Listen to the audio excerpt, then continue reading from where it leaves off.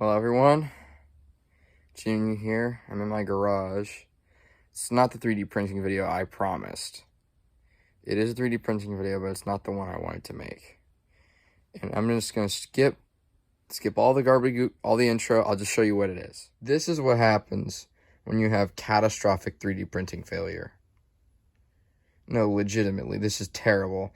Heat block came completely off. All the layers shifted terribly. You have all this wasted material. Looks like a rat's nest.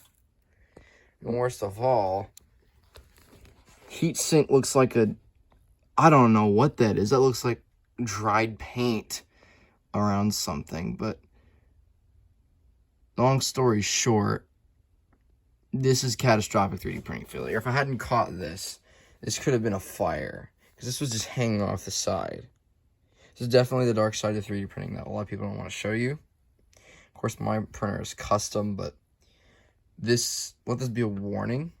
Always, always, always hot tighten your heat end and your nozzle, especially if you're in a cold garage when you're printing. And always, always, always make sure you think twice before you start a print overnight. And that's my lesson to you guys. I'm going to keep it short and sweet. Hopefully this video will teach you a little lesson. Don't blindly start prints overnight. Check your stuff and make sure it's safe. Have a wonderful day, and I hope yours is better than mine.